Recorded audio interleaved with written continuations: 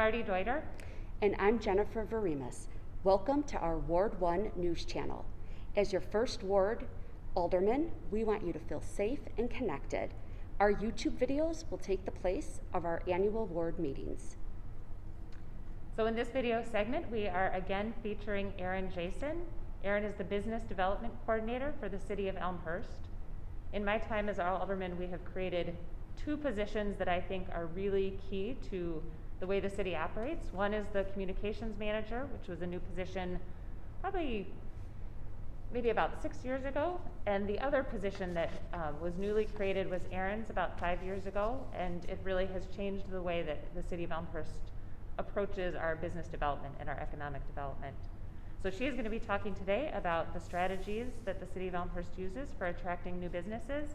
It's a topic we get lots of questions about, kind of what the city does, how do we recruit, and what strategies we use to fill vacant spaces. Hi, Erin. Thank you for being with us today. Erin, how does Elmhurst approach economic development? We'll just go with that. Yeah, I'm sorry. So, our approach to economic development is to make Elmhurst the most attractive place for businesses to want to be. And what does that look like? Most people think that economic development is about calling up a particular business and continuing to call them, or a type of business segment, until you find somebody who wants to open in your downtown or in some other parcel that you have around the community.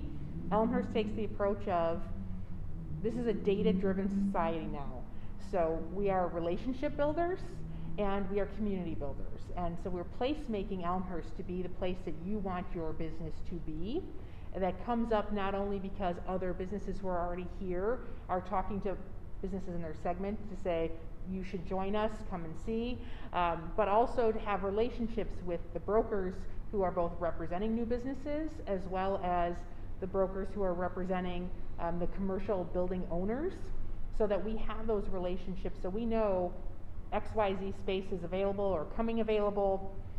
This person, person A represents that building, and person B has been looking for 3,000 square feet for a second generation restaurant. And we try to put those people together. So we take our relationship and we bond people together. In terms of placemaking, some of the things we've done in the last few years, it seemed silly, I think, to a lot of people at the time when I was so excited about it, but we put in ADA sidewalk grates in front of our restaurant spaces, and that's something that just helps them expand their outdoor dining. There's pieces like that we've done throughout these 5 years, as well as solidify these relationships, not just locally, but regionally, internationally, to make Elmhurst on people's radar. And that's whether it's involvement with Select Chicago, which we're a founding group of, or Access O'Hare West, which are more industrial-based business attraction pieces that we do. And then we belong to ICSC, which is the International Council of Shopping Centers, the Illinois Economic Development Association, the International Economic Development Coalition. We are part of these groups so that we can forge those relationships and then keep them going. And along with the Economic Development Commission that we have in town, we do put on events throughout the year to help showcase Elmhurst. So we celebrate what Elmhurst is and what Elmhurst can be. And it's not, as Mayor Morley loves to say, what we do is by design. It's not like we've just out of thin air said, hey, I think we should do a bike pedestrian plan, which has been going on. We have so many plans. We have the downtown plan, the revised downtown plan, the strategic plan, the strategic plan for economic development. So there's different tenets that we're following. We're trying to meet those goals and then along the way highlight Elmhurst. That's great. That's great. How would you assess the current downtown commercial vacancy rate? We are in a very good position right now. It's very fluid, right? Especially we're in a pandemic, so it's fluid. And we talked in one of our other segments about, we don't know from day to day some of the businesses how they're going to be reacting, but we do see throughout this time too that there's a great absorption rate when property becomes available. People are seeing this as an opportunity to come into Elmhurst also. So there's a commercial broker in town who we have a good relationship with who said to me, Erin, this pandemic is a reshuffling of the deck. And there's so many businesses that want their card to land in Elmhurst when the deck is done being shuffled. So we are seeing great interest in Elmhurst, and so that also lends to our vacancy rates going down. When I met with the City Council on October 19th, I mentioned that there was a little over 36,000 square feet of vacant first floor retail space in the city center. Since that time, and at that time we also had about 11,400 square feet of first floor office vacancy in the downtown. Now combined, just 2.5 weeks later, we have under 30,000. So this is just going to continue to ebb and flow. But what it is when we look at our comprehensive plan that was done about 10 years ago, the 2010 comprehensive plan, they identified about 1 million square feet of retail space, first floor retail space in our downtown.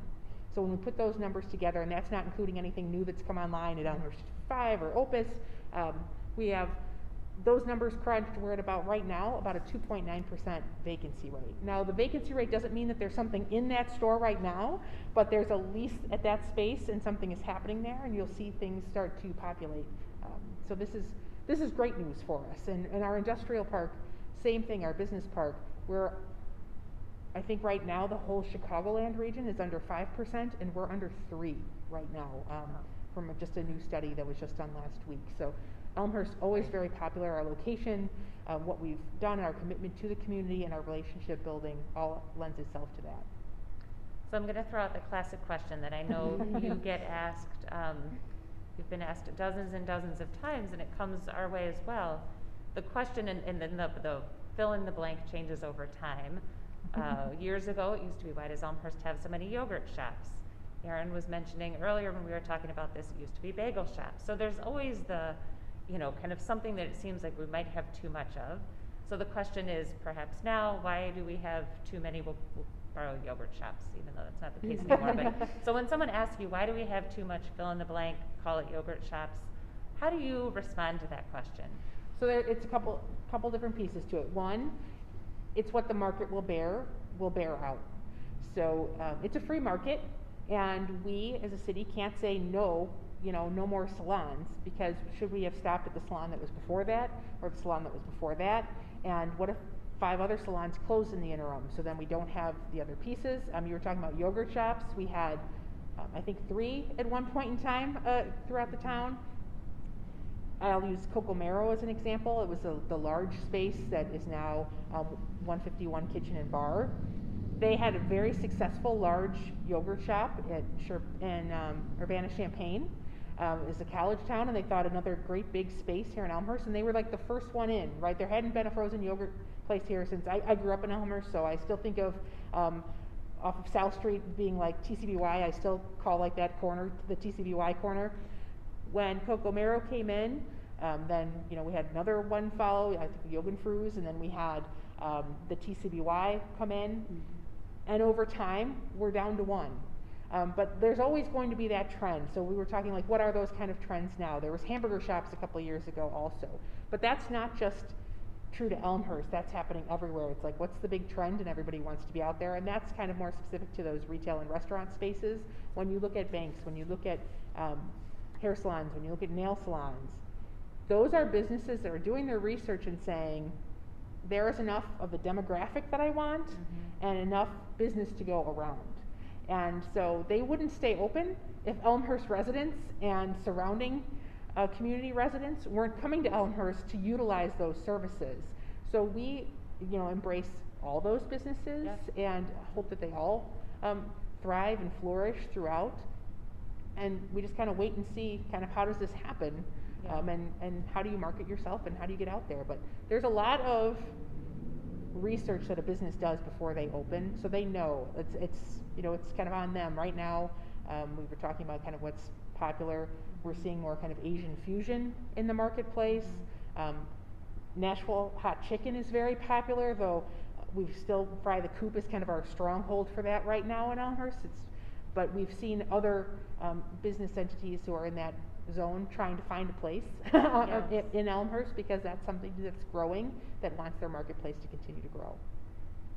This reminds me of a conversation I had with someone who's in the real estate business working in residential or retail spaces, and he commented that turnover isn't always a bad thing because it gives you the opportunity to stay current and offer what people are wanting in that moment. You know, we often think we see turnover, it's a sign of, you know, an area that's not thriving, but it actually, in some cases, might be a good, healthy turnover.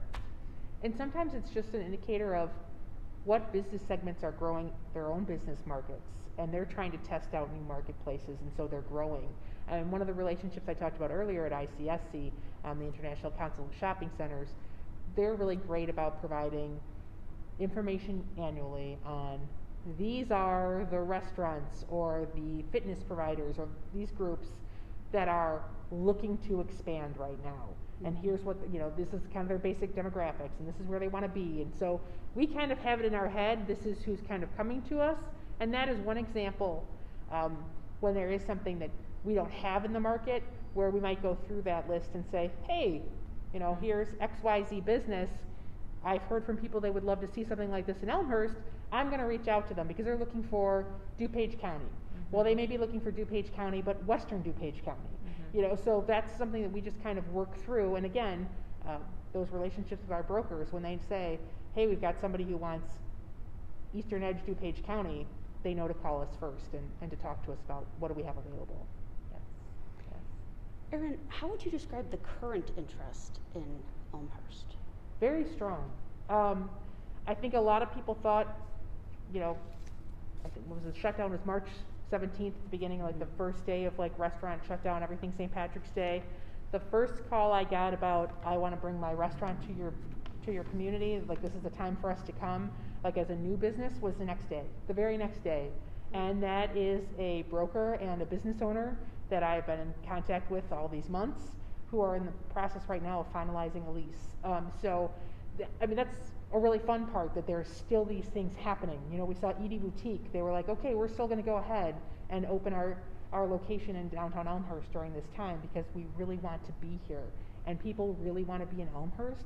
So we are seeing that interest continue to be a regular part of the daily routine. It's great to hear. Yeah, absolutely. Small business owners in general are just very, they're innovative, right? Absolutely. Even during difficult times. Erin, thank you so much for being our guest. Can you please tell our viewers about the city's website and what you have put on there as far as how they can support businesses? Absolutely. We do have a Choose to Dine Local guide, so a Choose to Eat Local guide that you can click on right on the front page of our website, elmhurst.org. You will get an updated version of that with the winter newsletter. So the last few years we've had a pull-out guide for the year of restaurants. So we did kind of an update now to kind of reflect what's happening for this fall, and we'll do another update before the newsletter goes out. We also have the city's e-newsletter, which is constant updates not only about economic development, but about anything COVID-related and city-related. So you can sign up for that there. I encourage you to like and follow Explore Elmhurst on Facebook. And you can click on that right from our website as well. And that you'll see direct sharing from local restaurants, local businesses, local service providers, and so on. Great, thank you. We want to thank Erin for joining us on our Ward 1 channel. Connecting with our residents is very important to us. Please message us with any questions, comments, concerns. Don't forget you can sign up for our email list. We're also going to provide the links that Erin spoke about. You can follow our Facebook page and subscribe to our YouTube channel. Thank you so much for watching. Please stay safe and well. Thank you.